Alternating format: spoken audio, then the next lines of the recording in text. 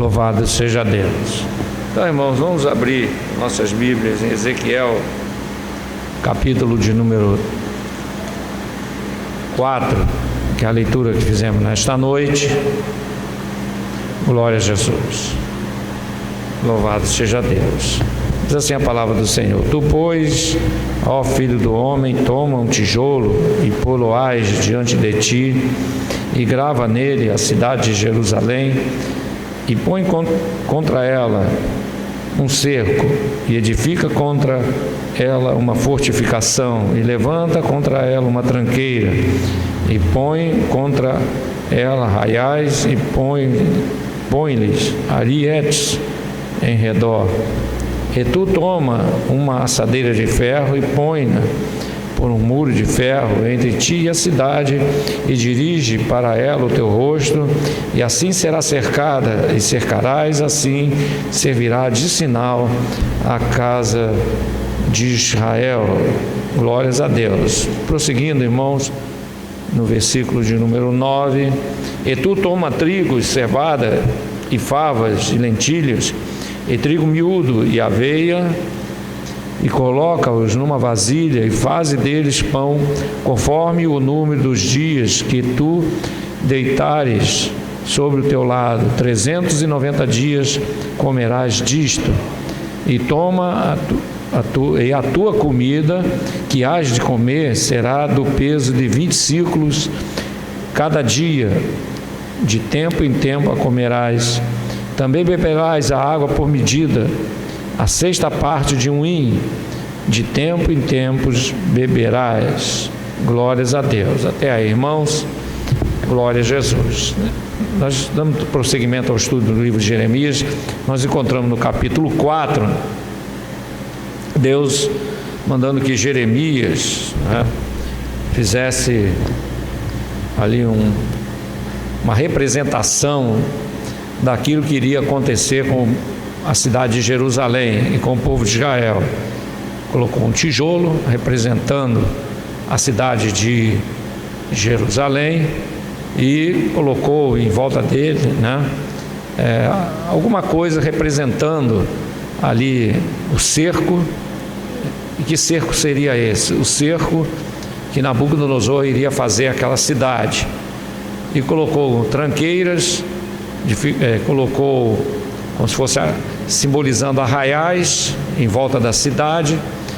E isso tudo, irmão, se cumpriu, porque quando Nabucodonosor, na sua terceira investida, veio contra aquela cidade, assim foi, a cercou, fechou todas as entradas e saídas, colocou ali arraiais, quer dizer, acampamentos em volta para que ninguém saísse da cidade nem entrasse, e assim foi o cerco contra aquela cidade. A cidade ficou fechada, com as portas trancadas, e o povo ali, ao acabar o alimento, não chegava mercadores, ninguém entrava, ninguém saía daquela cidade. Então, irmãos, veio a fome, e através daquela fome o povo foi se enfraquecendo.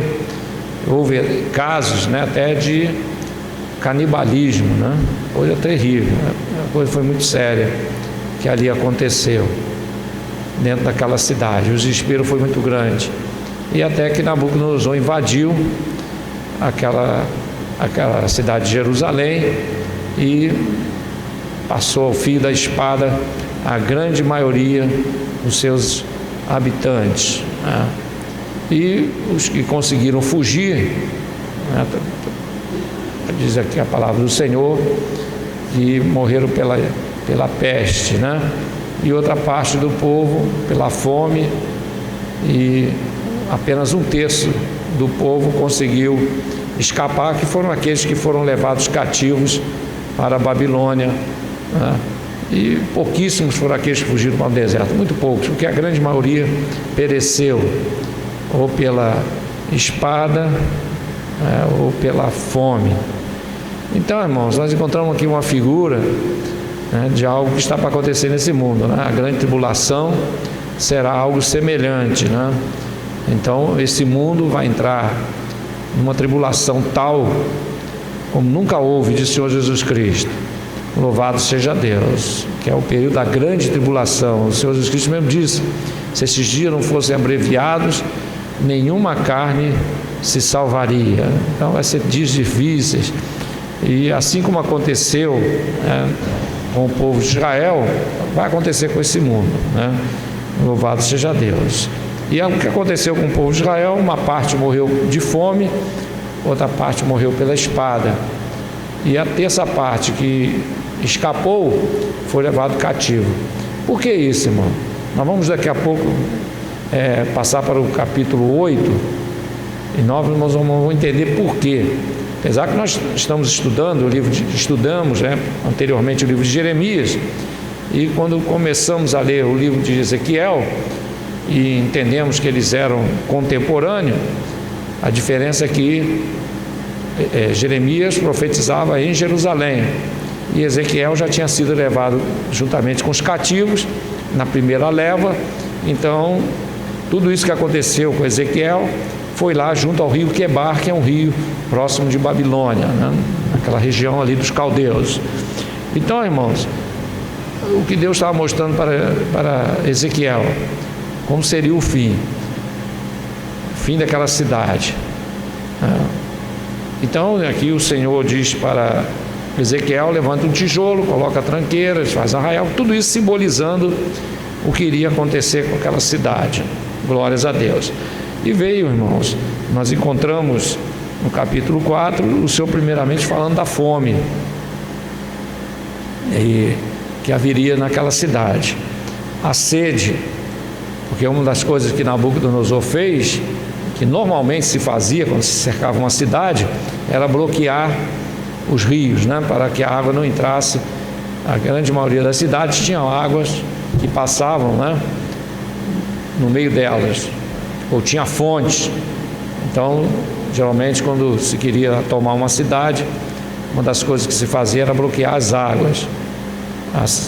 E aqui diz a palavra do Senhor que assim foi. Nós vamos ver a descrição quando Nabucodonosor invadiu a cidade de Jerusalém. Nós encontramos no capítulo 4, né, Deus primeiro falando acerca da fome que viria. No capítulo 5, Deus confirma, irmãos, lá no versículo 1: e tu, filho do homem, toma uma faca afiada como navalha de barbeiro, e tomarás e farás passar por cima da tua cabeça e da tua barba. Então tomarás uma balança e repartirás o cabelo, a terça parte queimarás no fogo, no meio da cidade, quando se cumprirem os dias do cerco. Então tomarás outra terça parte e ferirás com uma espada ao redor dela, e a outra terça parte espalharás ao vento, porque desembainharei a espada atrás deles. Então o Senhor mandou que Ezequiel fizesse esse outro ato, né? Pegou do seu cabelo, da sua barba, uma terça parte, dividiu em três partes. Uma terça parte colocou fogo, a outra terça parte feriu assim com a espada, e a outra parte jogou para o alto, né, para o vento. Então são as três coisas que aconteceu com o povo de Israel, né? Como já citei, veio a espada, veio a fome, né, e consequentemente a morte, e uma parte espalhada, né, ao vento, isso quer dizer, levado cativo para fora da cidade. Glórias a Deus. E no versículo 12 do capítulo 5 fala acerca da morte. O Senhor diz: uma terça parte de ti morrerá de peste, e consumirá a fome no meio de ti. Outra terça parte a espada ao redor de ti, e outra terça parte espalharei por todos os ventos, a espada embanharei atrás deles. Glórias a Deus. Então nós encontramos no capítulo 4, 5 e também no capítulo 6 o Senhor falando acerca das coisas que iriam acontecer. Nós não vamos nos prender muito, porque quando estudamos o livro de Jeremias, nós estudamos e entendemos o que aconteceu com aquele povo, né? Apenas é importante nós observarmos, irmãos, uma coisa: os juízos de Deus. Os juízos de Deus são algo, irmãos, que Deus não tem prazer, né? A grande verdade é essa. Nosso Deus é um Deus de amor, mas também, irmãos, é um Deus de justiça, né? Nosso Deus, Ele julga com justiça, porque Ele é um Deus santo, um Deus perfeito. E quando Deus julga, irmão, Ele não erra. Deus sabe por que está fazendo assim com o povo de Israel, por que Deus vai fazer com a humanidade, com esta terra, né? Quando vier a grande tribulação. Isso tudo tem um porquê, irmãos. Por causa da rebeldia do homem, porque o homem, ele é um eterno desobediente. O homem sem Deus, ele não tem temor, ele não tem nenhum apreço às coisas de Deus, as coisas que agradam a Deus. Não, ele quer o que lhe agrada. E quando o homem começa a fazer o que lhe agrada, com certeza ele vai fazer o que agrada a Satanás, né? Porque uma coisa, um abismo vai chamando a outro, né? Um abismo chama a outro. Então, quando o homem, né, seja natural ou o homem cristão, mas que começa a se afastar do centro da vontade de Deus, irmão, é certo isto. Primeiro começa a fazer a sua vontade e depois começa a fazer a vontade do diabo, aquilo que o diabo o introduz a fazer. Por isso que o crente deve viver em obediência, em temor, né, em sabedoria, andando na presença do Senhor, guardando a fé, para que nós possamos, irmãos, andar de vitória em vitória. A palavra nos diz que nós devemos conhecer e prosseguir em conhecer o Senhor. Então, o crente vai progredindo, o crente deve crescer, o crente deve, né, aperfeiçoar a sua vida espiritual, aperfeiçoamento dos santos. Esse é o objetivo de Deus. O Espírito Santo, ele quer nos aperfeiçoar. Isso quer dizer, nos ensinar, nos dar entendimento, nos dar sabedoria, nos inclinarmos, né, para as coisas espirituais, se interessar nas coisas da palavra do Senhor. Isso tudo, irmãos, é muito importante, porque é assim que o crente se mantém de pé. Glórias a Deus, é com a palavra, com a oração, com a vigilância. Glórias a Deus, aleluia. E por isso, irmãos, nosso Deus, Ele é um Deus de juízo, né? Também para aqueles que desobedecem a sua palavra, aqueles que se afastam de Deus, e aqueles que não querem ouvir a palavra, que não querem aceitar, que não querem submeter à vontade do Senhor. Ou já a justiça virá, o juízo virá. Isso aí não tem como escapar. É algo que Deus já determinou. Aquilo que o homem plantar, isso também se fará, não é? Se plantarmos, como diz a palavra do Senhor, se semearmos no Espírito, nós vamos colher a vida eterna. Mas se semear na carne, vai colher o quê? A corrupção. Não tem outro jeito. Então, não adianta querer plantar abacate e querer que nasça abacaxi, né? Ou plantar uva e querer que nasça maçã. Não tem como, irmão. Cada fruto, cada semente vai gerar o seu fruto correspondente, né? Então, vamos plantar as coisas de Deus, né? A semente da palavra em nossos corações, plantar, né, aquilo que agrada a Deus, aquilo que agrada ao Senhor, sabendo que vamos colher o bom fruto lá na frente. Então, quando a gente planta a paz, quando a gente planta em nossos corações a obediência, quando a gente planta o amor, quando a gente planta a sede da palavra, plantamos as coisas espirituais, trabalhamos para o Senhor, procuramos fazer algo na obra de Deus. Então, isso tudo vai sendo somado em nossas vidas, tudo vai sendo, meus queridos irmãos, meios pelo qual Deus vai nos abençoar. Glórias a Deus. Então, vamos plantar bem, né, irmão? Glórias a Deus, vamos plantar bem. Aquilo que a palavra nos ensina, vamos plantar. Por isso o apóstolo São Paulo diz que tudo que é de boa fama, tudo que é louvável, nisso pensais. E quando a gente pensa, a gente faz, né? Então uma coisa puxa a outra.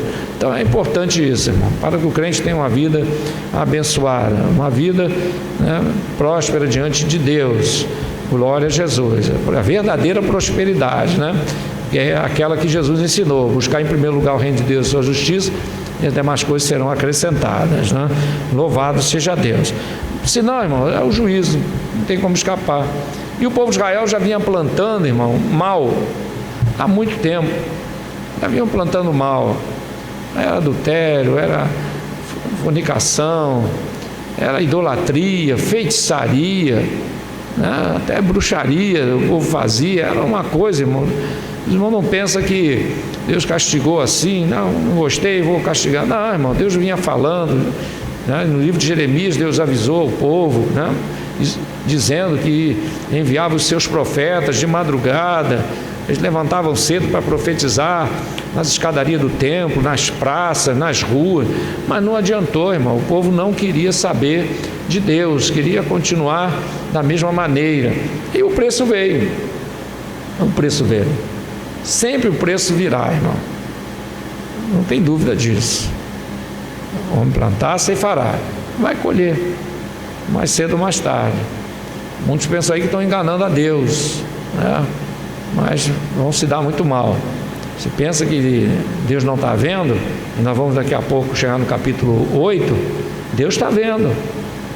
E Deus mostrou para Ezequiel, irmãos, aqui até o capítulo 6, o que iria acontecer com a cidade e com o povo de Israel. Glórias a Deus. No capítulo 7, irmãos, Deus dá o decreto, né? O fim vem. O fim vem. O fim da cidade. O fim daquele povo, naquela situação que o povo estava. Deus estava dizendo aqui, capítulo 7, depois veio a palavra do Senhor a mim, dizendo: E tu, ó filho do homem, assim diz o Senhor, Jeová, acerca da terra de Israel, o fim vem sobre os 4 cantos da terra.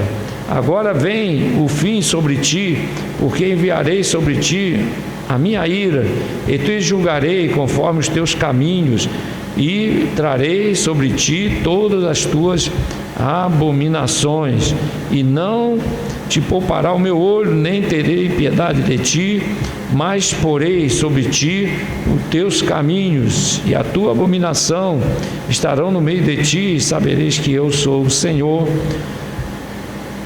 Assim diz o Senhor Jeová: um mal, eis que um só mal vem. O fim vem, despertou-se contra ti, eis que vem. Glórias a Deus. Então aqui o Senhor dá o decreto, irmão, que o fim viria. Quando Ezequiel estava trazendo essas mensagens, essa profecia para o povo de Israel, que estava já cativo, né, junto com Ezequiel, e que ele profetizava essas verdades, a mesma palavra, irmãos, estava sendo dada a Jeremias lá em Jerusalém, né? No mesmo período, na mesma época. Não estou querendo dizer que era no mesmo tempo, não. Eu estou querendo dizer que no mesmo período que compreendeu a primeira investida de Nabucodonosor contra aquela cidade e a última, a qual ele destruiu a cidade, durante esse período que Deus usou Ezequiel lá no meio dos cativos, Deus usou a Jeremias no meio da cidade. Louvado seja Deus. E isso, irmãos, está acontecendo hoje, né? Há muitos que estão anunciando a volta de nosso Senhor Jesus Cristo, né? Enquanto muitos estão aí levando o Evangelho de uma forma errada, né? Apenas olhando para os benefícios dessa terra, para as vantagens do Evangelho, ou então levando, como se estivesse apenas preocupado com a vida religiosa, ou se preocupado com a sua denominação apenas, irmãos. Mas há aqueles que estão entendendo que a volta de nosso Senhor Jesus Cristo está próxima, e estão anunciando, estão avisando. Isso, irmãos, nos 4 cantos da terra, né? Sempre há alguém falando da volta de Jesus. Há sempre um servo de Deus falando para o povo se preparar, porque a hora está chegando, o cerco está se fechando, irmão, né? E parece que está tudo bem, e alguns acham até que o arrebatamento da igreja ainda é para alguns dias, alguns anos, né? Melhor dizendo. Mas não é, irmão. Está cada vez mais próximo, muito mais próximo do que nós estamos imaginando, né? Mas vamos dizer, esse clima de apostasia, vamos assim dizer, irmãos, parece que está tirando um pouco o entendimento da maioria de que Jesus vem a qualquer momento. Parece que há uma dormência, né, no meio do povo, a qual muitos não estão atentando. Mas, irmãos, é bíblico isso. Quando Jesus disse: porventura, quando vier o Filho do Homem, achará fé na terra? É uma pergunta que ele fez, mas é ao mesmo tempo um alerta, né? Fé. A fé, irmãos, nos leva a esperar a volta de Jesus, não é verdade? Pela fé nós andamos, pela fé nós caminhamos. Hebreus 11 diz que pela fé, né, os antigos, né, aguardavam a promessa, né? Então eles morreram na fé, quer dizer, esperando, aguardando, né, a redenção, mas não a experimentaram. Por quê? Porque o tempo ainda não havia chegado. Mas eles aguardavam, eles estavam esperando o dia em que Deus haveria de intervir, né? Trazendo para o homem a salvação, trazendo para o homem uma dispensação, né? Ou uma vida eterna com Deus. Então, a Bíblia fala de Abraão. Abraão andou por fé, né? E a Bíblia diz, em Hebreus 11, que Abraão tinha até o conhecimento, né, espiritual dado por Deus, de que lá no céu havia uma cidade preparada, não por mãos de homens, mas preparada por Deus. Então, quer dizer, Abraão era um homem que andava na presença do Senhor, andava por fé, e era um homem que cria tanto, né, que Deus deu a ele entendimento de coisas que não estava escrito em lugar nenhum, né? Estão registradas hoje, mas naquela época não. Mas Abraão tinha a revelação de Deus, porque a Bíblia diz que Abraão foi chamado amigo de Deus. E qual é o amigo que não confidencia com seu amigo, não é verdade? Sempre tem algo a falar. Assim é nosso Deus conosco, irmão. Quem é amigo de Deus, aleluia, com certeza Deus compartilha com ele coisas do céu, né? Louvado seja o nome do Senhor. E Jesus disse: já não vos chamo servos, mas amigos. Não é verdade? Por quê? Porque o amigo sabe o que faz o amigo. O servo não sabe o que faz o seu Senhor. Ele apenas recebe a ordem e vai ter que fazer. Mas ao amigo é a confidência, não é verdade? Então aquele que é amigo de Deus está tendo um entendimento de que Jesus está voltando. Por quê? Porque o Espírito de Deus tem testificado nesses dias que a volta do Senhor está próxima. Quem aqui tem ouvido essa voz do Espírito Santo testificando, aleluia, que Jesus está voltando, né, irmão? Aleluia, nós estamos, a igreja que está vigiando, a igreja, né, a Filadélfia está esperando. Por isso eu disse para a igreja de Filadélfia: porque guardaste a palavra da minha paciência, quer dizer, da perseverança, este te guardarei do dia da tentação que há de vir sobre toda a terra. Glórias a Deus. Palavra da paciência, quer dizer, da perseverança. Perseverança fala de quê? De perseverar na palavra, na esperança. E uma das coisas que é característica de quem está perseverando é quem está esperando a volta de Jesus. Glórias a Deus, né? Aleluia. O Senhor diz aqui: o fim vem, o fim vem. E o fim veio. E é o que está acontecendo hoje. Muitos homens de Deus, mulheres de Deus estão dizendo: o fim vem, o fim vem, Jesus está voltando. Glórias a Deus. E ele virá, o fim vai vir, o fim virá, no abrir e fechar de olhos. E esse é o grande mistério, né, irmão? Porque muitos estão achando que antes do arrebatamento da igreja, o mundo vai estar passando um momento difícil, a qual acontecerá coisas catastróficas. Não é assim, irmão. É verdade que algumas coisas difíceis podem ainda acontecer antes do arrebatamento da igreja, mas nada que se compare, irmão, a grande tribulação, uma coisa assim que venha Porque a Bíblia fala, o próprio Senhor Jesus Cristo disse, que seria como no dia de Noé: comiam, bebiam, casavam e se davam em casamento, né? Ou como nos dias de Sodoma, que compravam, vendiam e edificavam. Quer dizer, e nós encontramos em Mateus capítulo 24 o Senhor dizendo, né, que no arrebatamento da igreja estarão 2 na cama, um será tomado e deixado, 2 no campo, um será tomado e será deixado, e 2 moendo, um será tomado e será deixado. Então nós vemos, irmão, que essas passagens que eu citei, nada tem a ver com o livro do Apocalipse, né, que fala de fome, de peste, né, e de coisas terríveis acontecendo nesse mundo. Então o arrebatamento da igreja, irmão, né, segundo as palavras do próprio Senhor Jesus Cristo, não deixa entender que vai ser no meio da grande tribulação e muito menos no final, como muitos estão aí pregando e esperando que seja assim.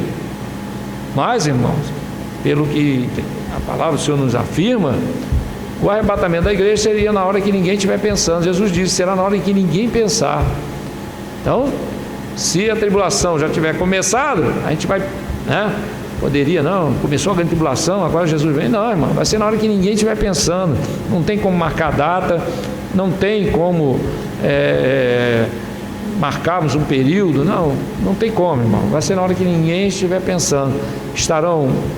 Estaremos, a igreja, né, vivendo momentos tranquilos, né? Tudo bem, alguma situação ou outra, mas nada catastrófico, né?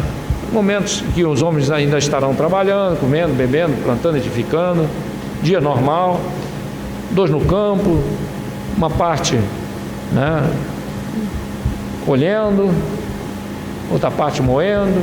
Isso fala de que trabalho diário, dia comum. Estarão 2 na cama, dormindo, e nesse momento é que a trombeta soa, né? Louvado seja Deus, aleluia. E aí sim começa a grande tribulação. Mas, irmãos, nada vem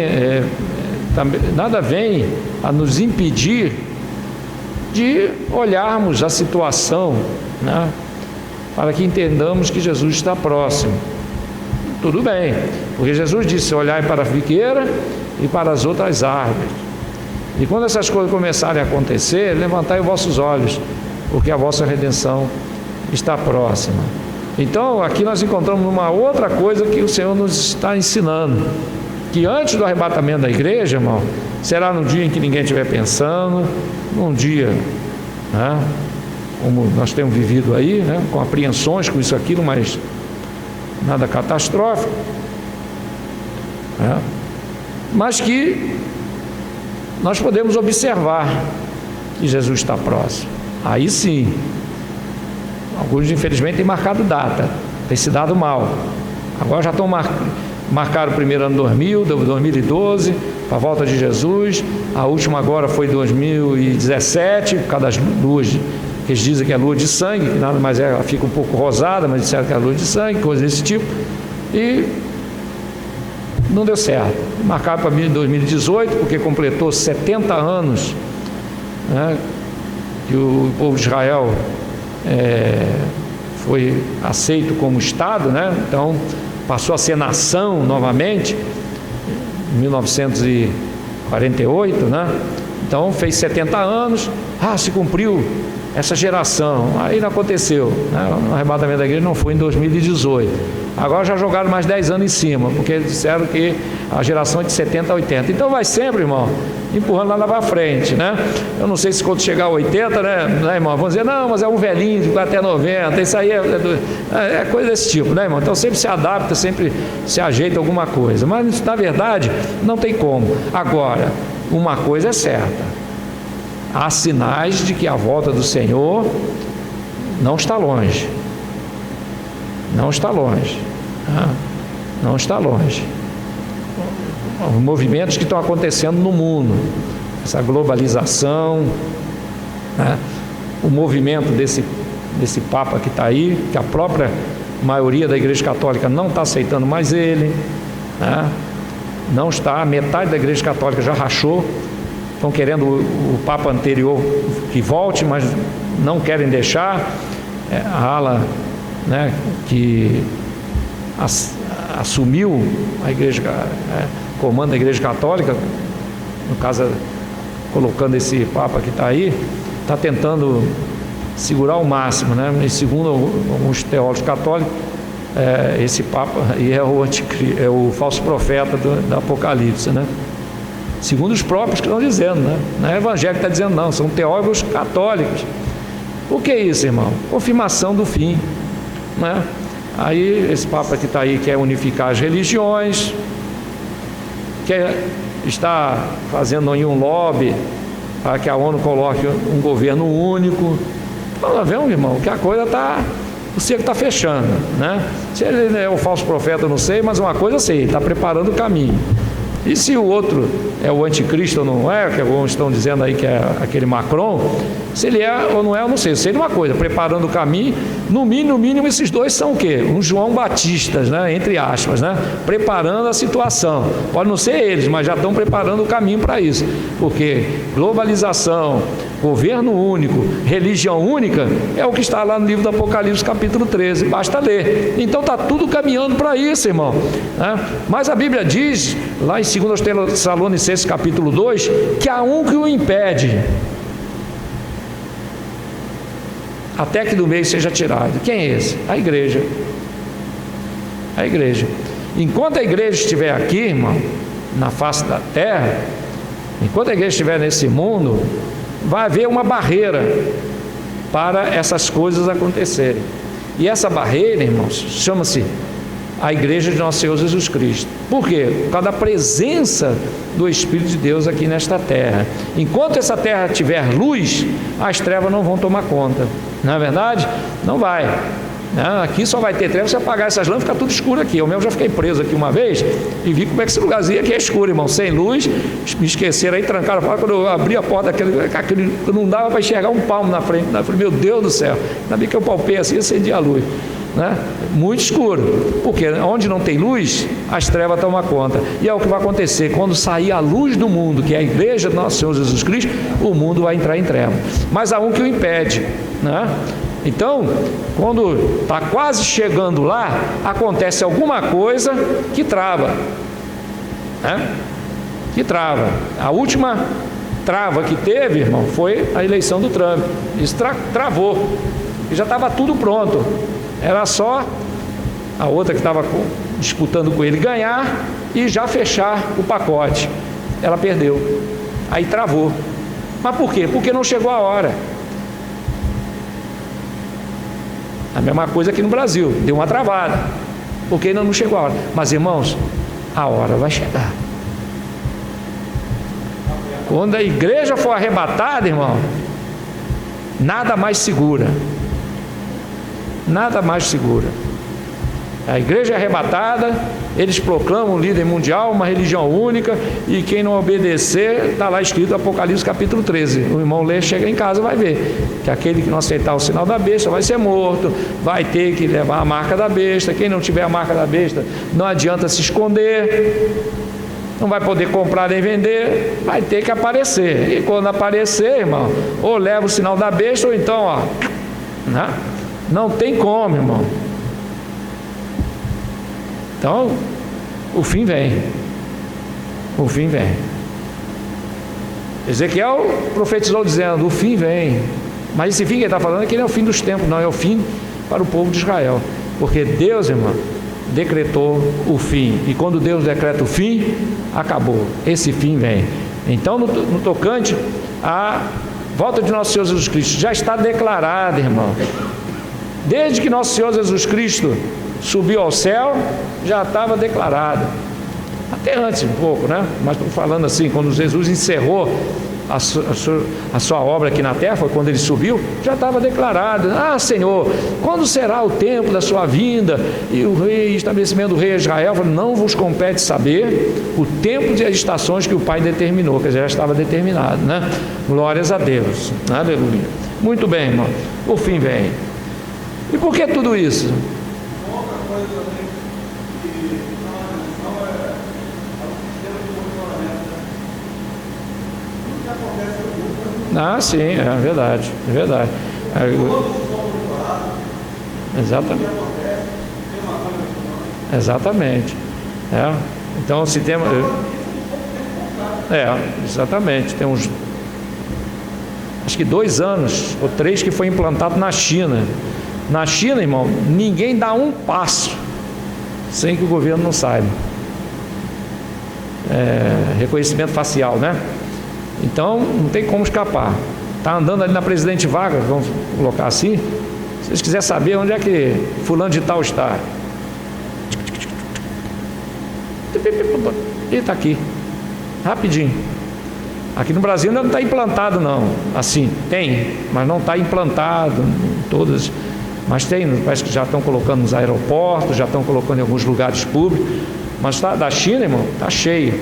Lá nos Estados Unidos não estão querendo, não. Mas pode ter certeza que quando a igreja for arrebatada, né, eles destronam, seja lá quem estiver lá atrapalhando, pode ser o presidente que for, vai cair, eles tiram e vão botar a liderança mundial e vão colocar o reconhecimento facial rapidinho, irmão, entendeu? E sem contar a marca da besta, que não sei se é chip ou não é, mas uma coisa é certa, a Bíblia diz que é a marca e sem ela não pode comprar nem vender. Então é o que está escrito e é o que vai acontecer, né? Está escrito e se cumprirá. Glórias a Deus. E nós estamos vendo que é difícil. Inclusive é um comentário, né, que houve, né, de um irmão mais antigo, né, que fez um comentário, não me lembro quem foi, mas houve um comentário de que há 50, 60 anos atrás, todos os pastores que estudavam o livro do Apocalipse se esbarravam quando chegava ali, nessa passagem, no capítulo 13 de Apocalipse, porque eles ficavam pensando, mas como é que ninguém pode comprar nem vender? Como é que vai ser isso? Que marca da besta é essa? Isso aí era um trave, irmão. Não tinha pastor que tinha coragem de dizer o que era, porque ninguém nem imaginava. Tanto é que apareceu o código de barra, é isso. Aí apareceu o que é isso, por quê? Porque ninguém sabia. Mas hoje, irmão, já dá para ter uma boa noção como é que vai ser o controle, que não vai poder comprar nem vender. Os irmãos sabem disso, né? Se você perder o cartão de crédito, basta você ligar. Queria avisar que perdi meu cartão. Já está bloqueado. Na hora, irmão. Não adianta alguém pegar o cartão, pode ser a própria pessoa. Pega lá e digita a senha e já está bloqueado. Aquilo pode quebrar, que não vale mais nada. Eles bloqueiam. Como é que pode, né, irmão? Lá na central, o chip está aqui. Não sei como é que eles fazem isso. Você trava na hora, irmão. Trava na hora. É impressionante. Então assim vai ser, irmão. Não vai poder comprar, nem vender, e vai ter que aceitar a marca da besta. Ou então, está lá no livro do Apocalipse, né? Os que morreram na grande tribulação. Quem são esses? De onde vieram? São os que vieram da grande tribulação. Coisa terrível. Mas por que tudo isso, irmão? Capítulo 8, Deus mostrou para Ezequiel o porquê desse aperto de Deus em cima do povo de Israel. Porque Jeremias já sabia. Se os irmãos forem voltar lá no livro de Jeremias, vão ver que Deus já tinha mostrado para Jeremias o porquê. Ele mesmo vai narrando, né? Os pecados, tudo. Vai lendo ali, irmão, vai encontrando muito bem detalhado o porquê. Mas Ezequiel, irmão, e juntamente com os cativos, eles foram levados na primeira leva, né?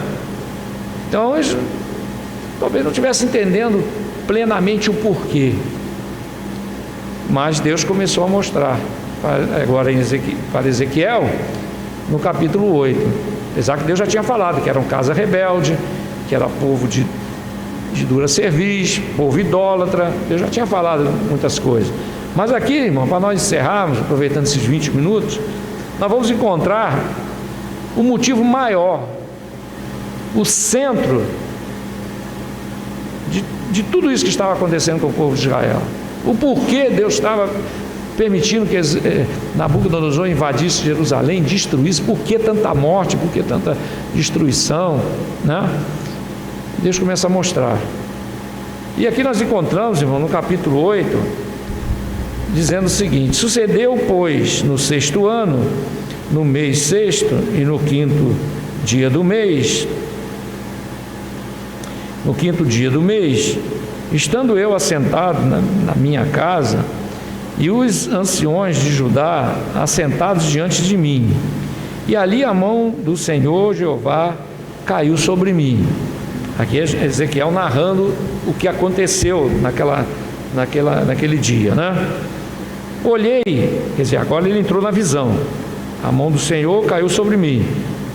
E olhei, e eis uma semelhança como aparência de fogo, desde a aparência dos seus lombos e daí para baixo era fogo, e dos seus lombos para cima como aspecto de um resplendor, como cor de âmbar.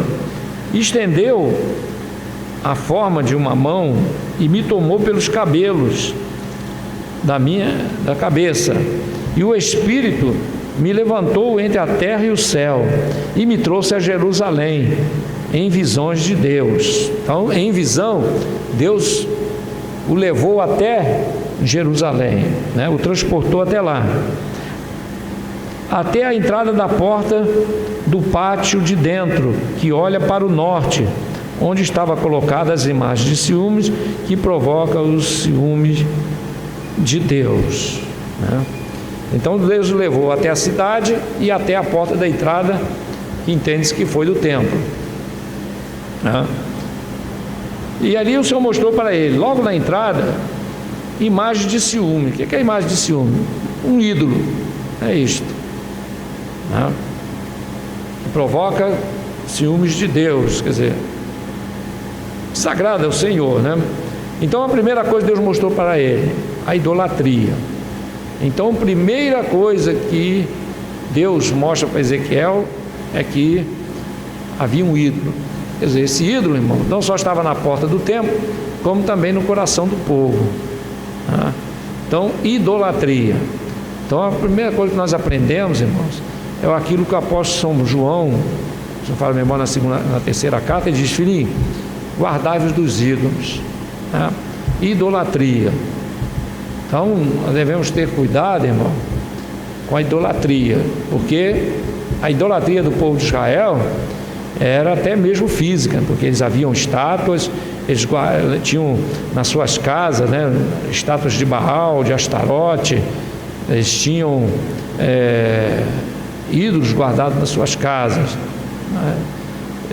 Então o povo de Israel ajuntava para si ídolos e adoravam esses ídolos. Mas aqui também é um aviso para nós, né? Quando o apóstolo São João diz: filhinhos, guardai-vos dos ídolos. Então não é apenas o ídolo em si, não apenas isso, né? Mas o cristão deve ter cuidado com ídolos, coisas desse mundo, a qual muitos supervalorizam. Então tudo aquilo que é valorizado pelo crente, né? Estou falando agora de crente, tudo aquilo que é valorizado pelo crente, que é algo que o mundo também valoriza, então ele deve pensar duas vezes naquilo que ele está admirando, naquilo que ele está gostando, porque são ídolos.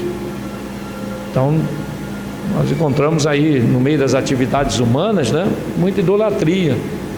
Quando você vê pessoas que gostam, que eles chamam de super-heróis, esses super-heróis, irmão, nada mais são do que ídolos que Satanás inspira os homens a fazer para desviar, irmão, o homem da adoração a Deus. O homem natural, ele fica admirando, né, dando toda a seu louvor àquele ídolo. Mas se o cristão também, né, participa disso, a Bíblia diz que nós não podemos sentar na mesa de Deus e na mesa dos demônios, né? Então a gente sabe que todo ídolo é acompanhado de um demônio. Então esses ídolos que os homens criam, todos eles têm a personificação de algo demoníaco, né? Todos eles. Então o crente deve se guardar disto, né? Ter cuidado de não se deixar levar, né, pela idolatria.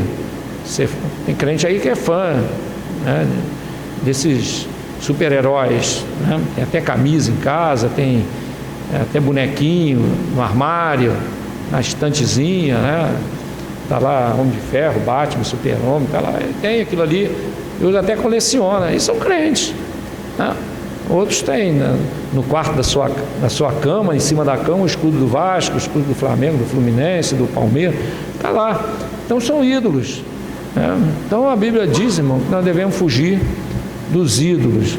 Por quê? Porque são coisas que o inimigo levantou, irmão, para a distração do homem. Vamos se distrair. E o crente não pode ir atrás disso. Então nós temos que ter entendimento, sabedoria, e se guardar dos ídolos. Por isso que João, ele diz: filhinho, guardai-vos dos ídolos. Ter cuidado com a idolatria. Isso é idolatria. Esses heróis de filme também, Rambo e sei lá mais lá o que, Exterminador do Futuro, isso tudo, irmão, uma personificação. O próprio, esse personagem, o super-homem, quem criou foi 2 judeus, irmãos, 2 judeus irmãos. E segundo alguns, eles se inspiraram em Jesus Cristo, quer dizer, o super-homem. Aí botaram uma coisa. Então, assim, alguns dizem, né? Possivelmente que sim. Então, irmão, temos que ter cuidado com a idolatria. Então, o cristão não pode se deixar levar por aquilo que o mundo cria. Não? Cantores também. Agora, a última, de uns anos para cá, o Satanás criou também os cantores que são ídolos, mas cantores evangélicos que são idolatrados também. Então não é só o do mundo, não. É isso? Tem também. Muita gente que, uma certa vez, teve um aí que viu um grupo de moças crentes, mas que gostavam da cantora tal. Não sei qual era o nome da cantora. Sei que tinha camisa da cantora, tinha um corte de cabelo igual da cantora. Aí a cantora chegou na igreja dela, já ficaram na porta para receber, com bandeirinha, minha mãe fulana, chamava de mãe, minha pastora, e irmão, uma coisa tremenda. Isso é diabólico, porque são pessoas que estão idolatrando, cantores, artistas, time de futebol, super-heróis. Então o Satanás vai criando essa idolatria, essas coisas idolátricas, para quê? Para arrastar o homem natural, e a reboque vem também muitos crentes que não vigiam, não se guardam dos ídolos. Então, irmãos, devemos nos guardar dos ídolos. Então, uma da primeira coisa que Deus mostrou para Ezequiel foi que na porta do templo havia um ídolo,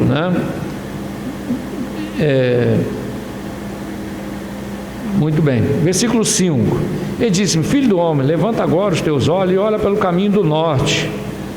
Não sabe que a simbologia que tem a banda do norte, tudo que veio o mal veio do norte.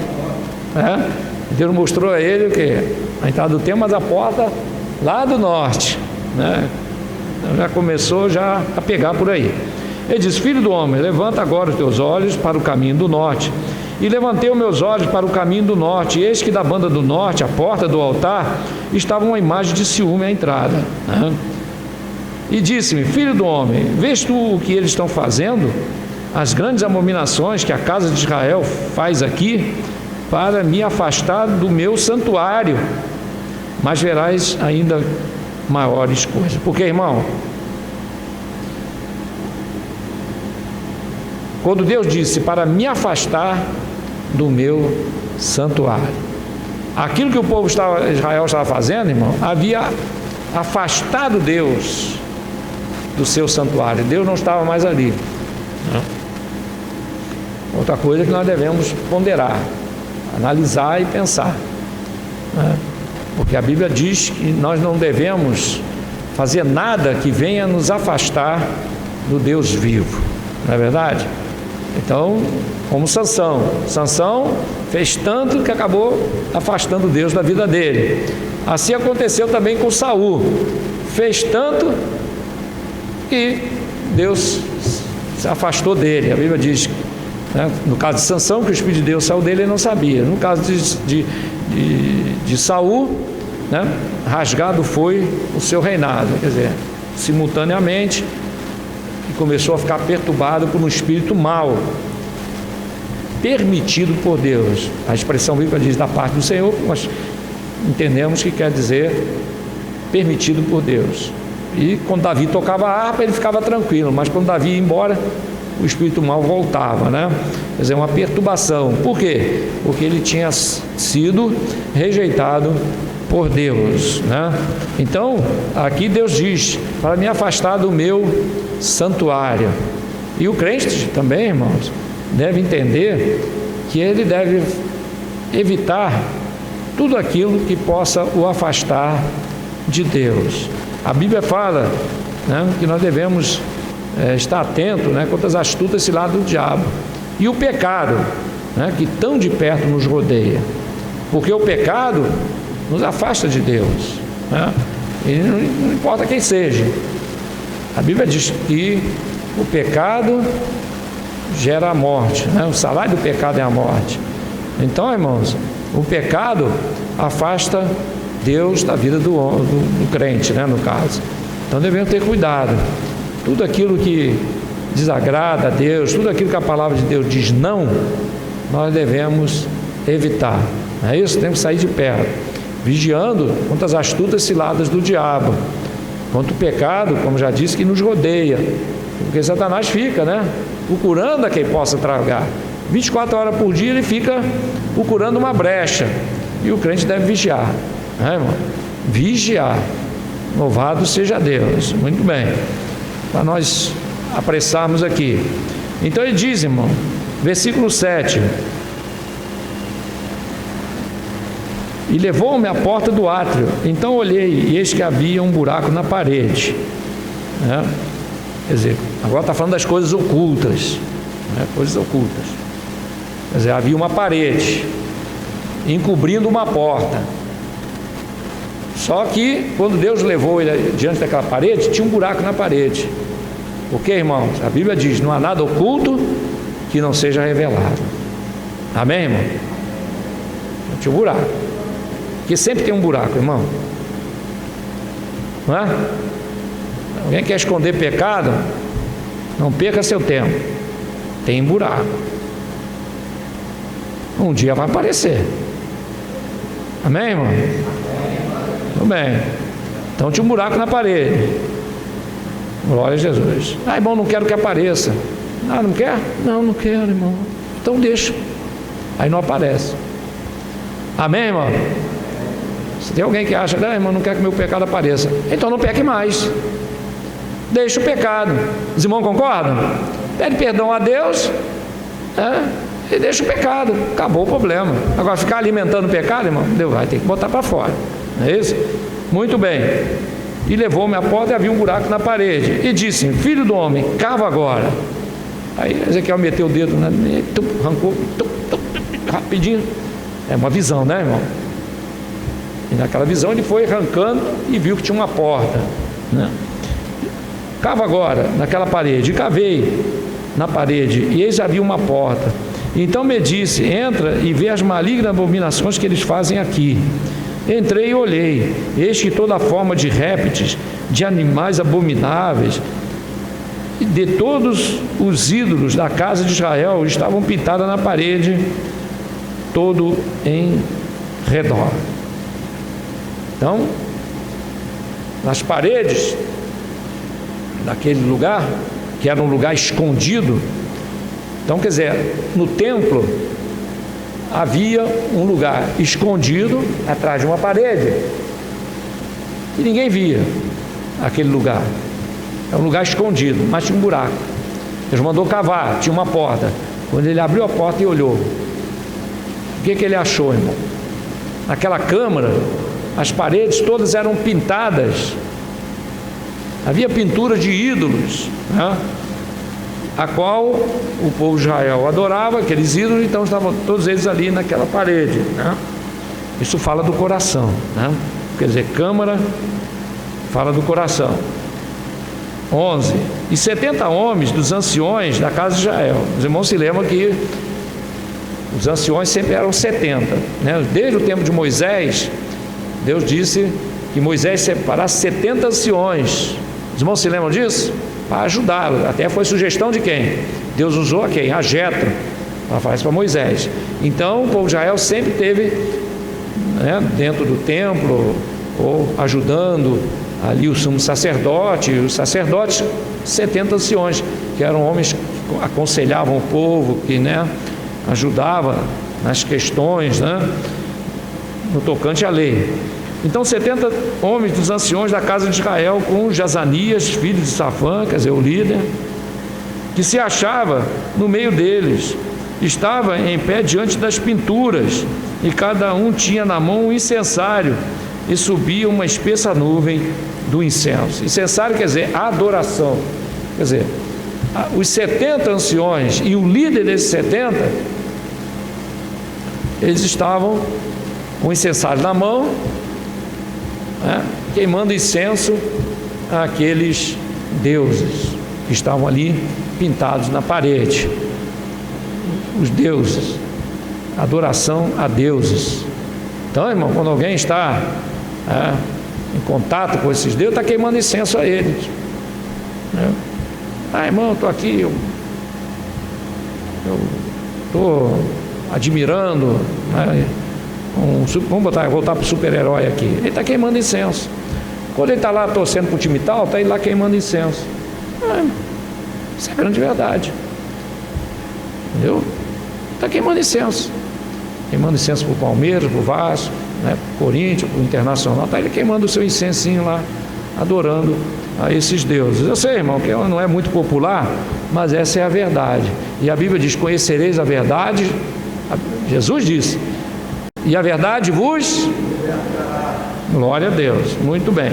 Então, adoração intensa. Adoração intensa, né? Coisa terrível, né? Muito bem. Então me disse: viste, filho do homem, o que os anciões da casa de Israel fazem nas trevas? Isso é coisa das trevas, né, irmão? Não. Se o crente andar na luz, ele busca as coisas da luz. Paulo disse: se andarmos na luz, como ele na luz está. Temos comunhão uns com os outros, o sangue de Jesus Cristo nos purifica de todo pecado. Então tem uma vida santa diante de Deus. Por quê? Porque nós estamos andando na luz, como ele na luz está. Porque Jesus, ele é a luz, irmão. Então aquele que anda com Jesus, ele está na luz. Quem aqui que gosta de andar na luz? Nós estamos na luz, irmão. Por isso nós estamos aqui nessa noite, porque nós gostamos de luz. Glórias a Deus, aleluia. Nós estamos na luz, a palavra. E Jesus disse: aquele que me segue não andará em trevas, mas terá o quê? A luz da vida. Glórias a Deus. Então aqui diz, irmão, é porque eles fazem nas trevas, cada um nas suas câmaras pintadas de imagens. E eles dizem: o Senhor não vê, o Senhor abandonou a terra.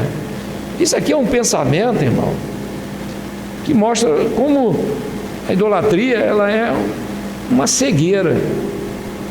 O Senhor não vê. Como Deus não vê? Deus vê tudo, irmão. Deus não está vendo. Deus está vendo. Só acha que Deus não está vendo que é cego, não tem entendimento espiritual. Ele acha que Deus não está vendo. Na hora que ele está fazendo lá a sua idolatria, seja ela de que setor seja, ou de que forma seja, ele pensa que Deus não está vendo. Mas quando o crente, irmão, tem temor de Deus, irmão, vem a tentação, mas ele sabe que Deus está vendo. Aí o que ele faz? Recua, vigia. Amém? Exatamente. Está pronto para ouvir, não é isso? Ele ouve a voz de Deus. Então, é o que a palavra só diz: se semearmos na carne, vamos escolher o quê? Corrupção, não tem como. Então, se nós queremos verdadeiramente andar na luz, nós temos que estar atento à voz do Espírito Santo. Quando o Espírito de Deus diz não,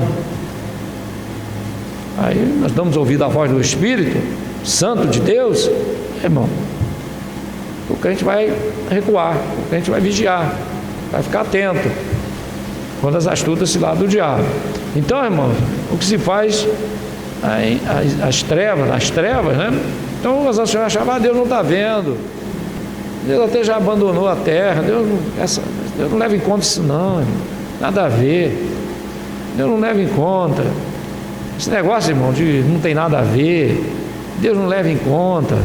Eu já escutei umas expressões dessas, irmão, um absurdo. Irmão, Deus não leva em conta isso não, o negócio é a fé, isso aí, Deus não leva em conta isso não. Se você tem fé, Não é bem assim, né, irmão? E quem tem fé, verdadeiramente fé, como diz a palavra do Senhor, ele se guarda dessas coisas, não é verdade, irmão? O que Deus disse para Abraão? Abraão é um homem de fé. Errou 13 anos, Deus não falou com ele. E quando ele um dia foi fazer o sacrifício, o que Deus disse para ele? Abraão, anda na minha presença e ser perfeito.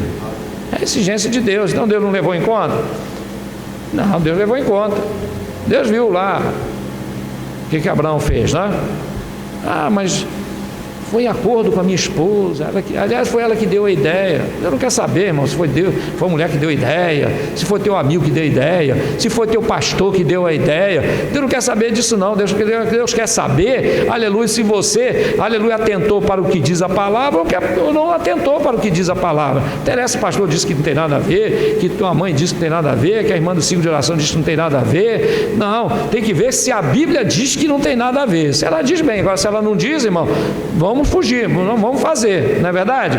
Glórias a Deus, aleluia. Então, infelizmente, irmão, muitos estão achando aí que Deus não está vendo. Deus está vendo. O crentezinho que gosta, de vez em quando, dá uma escorregadinha lá na maçonaria, o crente que gosta, de vez em quando, né? Lá ninguém está vendo, aí vai fazer uma viagem em outro estado, não tem ninguém vendo, aí arruma uma namoradinha por lá. Irmão, Deus está vendo tudo isto.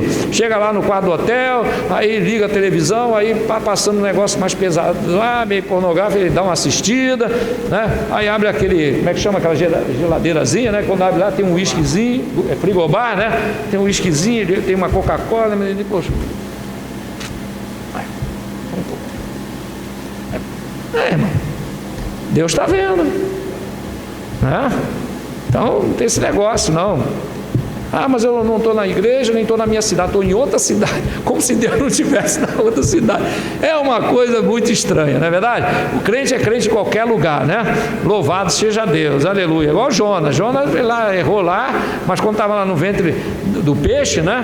Ele viu que estava errado e orou, e Deus respondeu a ele. Então não importa onde o crente esteja, Davi mesmo disse, se eu fizer minha cama lá no monte, tu estás. Se eu botar até minha cama lá no inferno, lá tu estás. Então não tem de onde se esconder de Deus, né, irmão? Então tem esse negócio de que mas foi uma oportunidade, não tem nada a ver. Tem crente que quando sai daquele meiozinho ali, parece que ele esquece que é crente, né? A coisa não é assim não, irmão. Glórias a Deus, muito pelo contrário, né? O crente deve estar cada dia buscando mais ser crente, né? Buscar mais agradar ao Senhor. Então Deus não vê, Deus vê, irmão. Não entra nessa história não. Isso é a vozinha lá do Satanás, né? Não, Deus não está vendo, ninguém está vendo, mas Jesus está vendo. Versículo 14, ele levou a entrada da porta da casa do Senhor, que está da banda do norte. Olha a banda do norte aí, irmão. E eis que estavam ali mulheres assentadas chorando por Tamuz. E disse-me, vede, filho do homem, verás ainda abominações maiores do que esta. As mulheres chorando por Tamuz, né? Esse Tamuz era um ídolo, tem lá uma história, né? Mas era tido também como casamenteiro, né? Como a igreja católica tem o Santo Antônio, né? Santo Antônio casamenteiro. Aí Tamuz tinha alguma coisa relacionada a isto, né? Casamento, fertilidade, alguma coisa assim. Hein? Só mudou o nome, né? Então as mulheres chorando por Tamuz, porque alguma coisa assim, de que esse Deus Tamuz, ele morria de tempos em tempos, aí choravam-se por ele, aí ele voltava à vida. Então as mulheres chorando por Tamuz, depois recebia lá os benefícios do casamento, seja lá o que tivesse relacionado a isto, né? Casamento ou fertilidade, alguma coisa assim. Então, as mulheres de Israel chorando por Tamuz, quer dizer, em vez de pedir um casamento a Deus, estava pedindo ao Tamuz, né? Aí, não sei não, mas eu acho que algumas delas devem ter apanhado do marido, sabe? Vou pedir casamento para o Tamuz, né, irmão? O Tamuz dá, mas depois, apanha do marido, né? Então, melhor pedir para Jesus. Isso para solteiro. Quem já está casado vai orar para o cônjuge se converter. E é uma das promessas de Deus. Se você orar e der exemplo em casa, mostrar que Jesus se transformou, uma mulher cristã, uma mulher, né, que firme com Jesus. Irmão, não tem marido incrédulo que um dia não venha a aceitar Jesus Cristo como seu Salvador. Os irmãos concordam, irmão? O apóstolo Paulo diz isso, né? Ensina assim, né? Glórias a Deus, mostrando o bom porte em Cristo. Isso aí, irmão, mais duro que o homem seja, daqui a pouco ele vai amolecendo, porque vai vendo, né, que a mulher está firme com Jesus. Não é isso? É isso aí. Glórias a Deus. Hein? É, claro, isso aí. Também, isso aí. Então, irmão, para nós concluirmos aqui. E levou-me ao pátio interior da casa do Senhor, e eis que estavam ali, na entrada do templo do Senhor, entre o pórtico e o altar, cerca de 25 homens, de costa para o templo do Senhor, e com o rosto para o oriente. E eles adoravam o sol virados para o oriente. Louvado seja Deus. Então, por isso, o Senhor mostrou isso para Ezequiel. 25 homens do povo de Israel, com o rosto na direção do oriente, adorando o quê? O sol. O sol, irmão, tem duas conotações, né? O sol fala do sol da justiça, né? Que vai brilhar sobre o crente. Mas o sol, irmão, em alguns textos como esse, fala do quê? Da glória do mundo. Deus, quando fez o sol para governar o dia, né? Quer dizer, através do sol é que existe a vida. Sem sol, irmão, jamais haveria vida na terra, né? Então, o sol é um das coisas que Deus colocou para quê? Para que haja vida na face da terra, vida animal e vegetal, né? E até mineral também, porque o sol é essencial para a vida. Sem sol, irmão, não haveria, né, essa natureza que Deus criou. Ela faz parte de um contexto, né? A gente sabe disso, né? Então o sol, irmão, é um símbolo da glória do mundo, no sentido físico, mas no sentido espiritual fala também da glória do mundo. Por isso que aqui Deus colocou essa simbologia. Eles estavam para o oriente adorando o sol, quer dizer, de costas para o templo. Eles estavam de costas para o templo, adorando o sol. Então, aqui nós encontramos, mais uma vez, Deus simbolizando essa condição espiritual que o crente deve evitar, que é estar de costas para a palavra, de costas para Jesus, e adorando o mundo, a glória do mundo. Satanás, ele lá no deserto, disse para Jesus, mostrou a ele toda a glória de quê? Do mundo. Abriu diante dele como se fosse, né, uma tela de cinema. Abriu aquela imagem e ali mostrou toda a glória do mundo. O que Satanás disse para Jesus? Isso tudo te darei, se prostrado me adorares. E essa sugestão, irmão, continua. Essa oferta de Satanás continua de pé. Isso tudo te darei, se prostrado me adorares. Então jamais, irmãos, fique de costa para Jesus. Jamais vire as costas para a palavra de Deus. Não faça isso. Não deixe a palavra de Deus de lado. Não despreze a palavra. Não despreze a igreja. Tem muita gente que pensa que igreja é só, está ali a faixa ali. Não, quando a gente fala igreja, irmão, está falando da comunhão. Isso é um dos segredos da vitória do crente. A Bíblia diz lá no livro do Apocalipse, livro de Atos dos Apóstolos, não fala a memória, no capítulo 4, como é que a igreja se comportava. Viviam unânimes, se reuniam no partir do pão, nas orações, na palavra. Então não despreza isso não vira as costas, como muitos estão fazendo. Não, sai da igreja por qualquer coisa, vai, sai, não, fica em casa mesmo, né? Ele não está muito interessado nas coisas de Deus, não, mas tudo bem, ele fica por ali, aí faz uma reuniãozinha ali em casa uma vez por semana e está tudo bem, não participa mais da ceia, que diz que a ceia é invenção de Paulo, que não existe, não, esse negócio de ceia não tem nada a ver, né? Aí como é avarento também diz que dízimo não tem nada a ver, que oferta também não tem nada a ver, então ele acha que tem que ficar em casa mesmo, e ali vai esfriando, e daqui a pouco quando vê, irmão, já apostatou da fé, né? Aí fica com aquele negócio, aquela aparência de que está na presença de Deus, mas na verdade não está. Por quê? Porque quando nós temos o fogo do Espírito Santo, irmão, a gente não consegue ficar longe da palavra, não consegue ficar longe de uma escola dominical. Às vezes falta um ou outro assim, acontece, mas ele está doido para assistir a próxima aula, gosta do culto de doutrina, gosta da escola dominical, se tem uma oportunidade ele vem para a oração. Então esse movimento do Espírito Santo na vida do crente, irmão, não pode faltar. Não podemos virar nossas costas para a palavra de Deus, amém, irmão? Não podemos virar nossas costas para Jesus, não podemos fazer isso, porque com certeza aquele que vira as costas para o altar, que é um dos símbolos do nosso Senhor Jesus Cristo, ele é, né, o altar, ele tem essa simbologia, né? Aleluia, com certeza estará adorando o sol, o mundo, e o mundo passa e a sua concupiscência, não é verdade, irmão?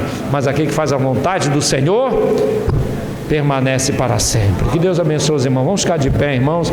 Aleluia, são 9h10, passou um pouquinho, mas vamos orar para encerrar. Quem está alegre por estar na casa do Senhor nesta noite, diga amém. Aleluia, glórias a Deus.